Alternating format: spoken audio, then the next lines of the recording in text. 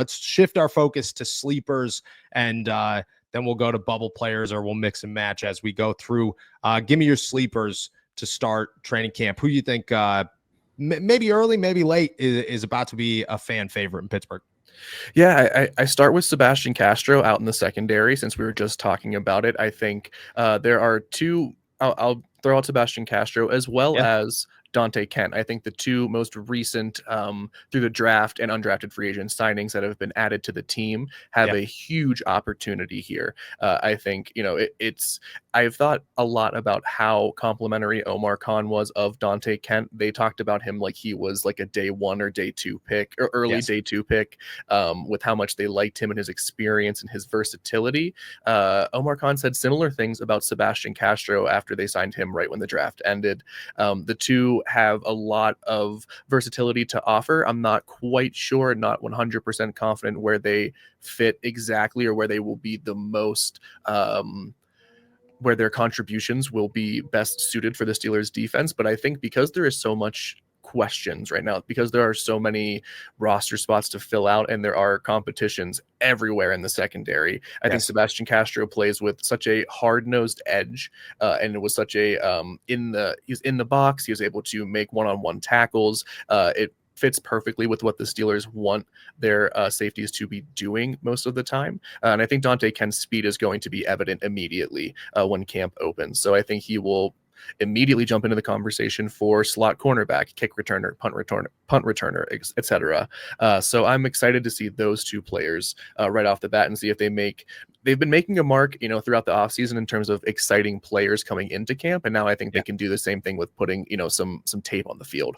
Yeah, I think Dante Kent Sebastian Castro to me is more iffy. I think we're excited about him, and I do think he's got more value than an undrafted guy, but you have a lot to prove if you're Sebastian Castro. Even if it's a limited role, like, you have to really earn your place in Pittsburgh this season. Dante Kent to me has to do the same thing, but I think Dante Kent's got a ton of talent. Like, I hate to be the guy, but I'm going to name my first bubble guy.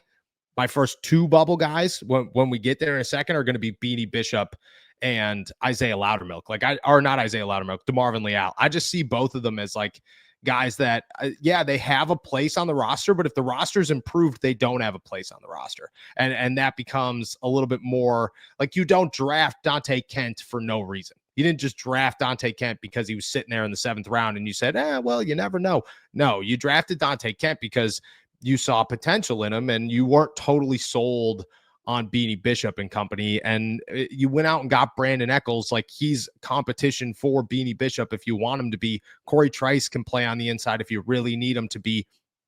It wasn't we drafted him just so that he couldn't make the roster. Like, I think there's more there, and I think you're going to see it.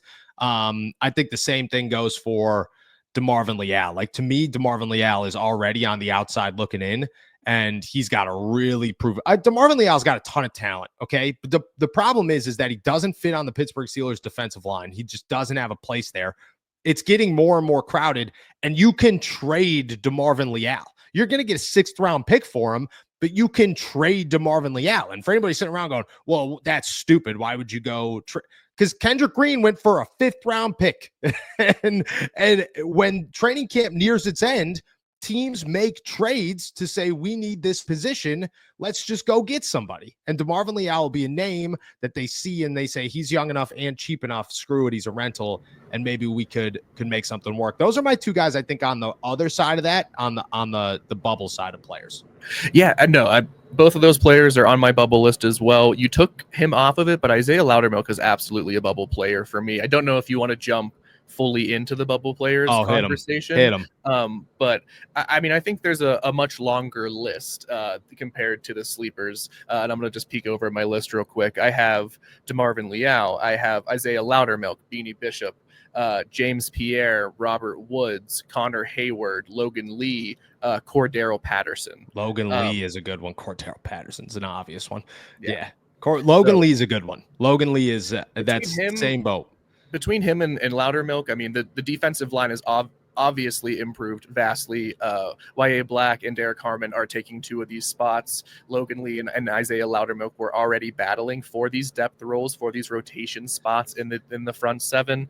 It just became that much harder for both of those players. They both have upside. They both have schematic fits within the Steelers defense and what Tara Lawson and Mike Tomlin want to do. But I mean, Derek Harmon and Y.A. Black are clearly upgrades over both players. So they're going to have very impressive camps in order to make spots. So there's a lot of defensive tackles, defensive ends in the mix. And it's going to be that's the only reason why I might push back on the DeMarvin Leal like trade value, is because I think the Steelers have so many players jockeying for those defensive line positions that I don't know what they're going to do. They're going to have to cut someone who has NFL value. Oh yeah, you're going to have to cut somebody. The only reason that guys get traded at training camp is because teams aren't willing to lose them in free agency. You know what I mean? Hey, we need this spot. We understand the Steelers are going to cut this guy. However, we still need we got to make sure that we can get him.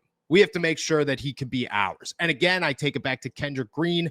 Kendrick Green was getting cut. The guy was playing fullback, okay? Fullback for the Pittsburgh Steelers.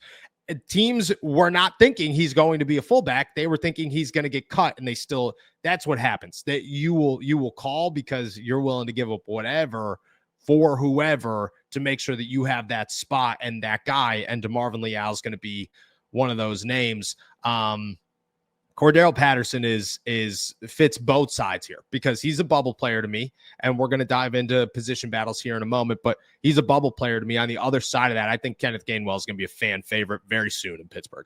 I think he's going to be a dude guys love to watch. He's shifty. He could return kicks. He could block well. He catches the football. Like, this dude knows what to do. Just got a Super Bowl ring with the Philadelphia Eagles, which I don't know if you saw them, but they're super sick and wild. The Wings, like how we've done this, how far we've gone is so awesome with those Super Bowl rings. I think Kenneth Gainwell is going to be a fan favorite relatively quickly in Pittsburgh. And I think on the other side of that, Cordero Patterson is going to be a guy that, like, he could have a good day and people are still going to be like, I think it's time to go, brother. I think it's time to let this one fly.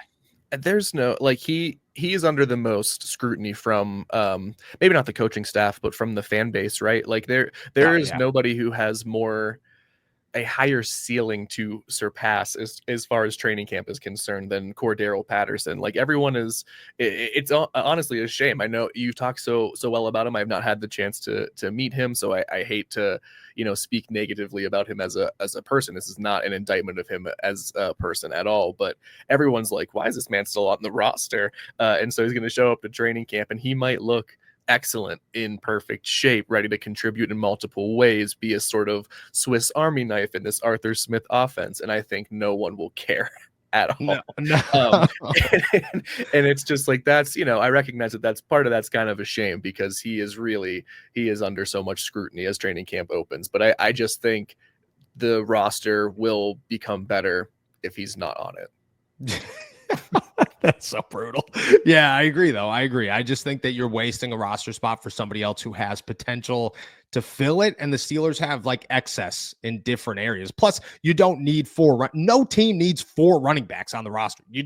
You're not going to utilize 4 running backs. It just doesn't make sense.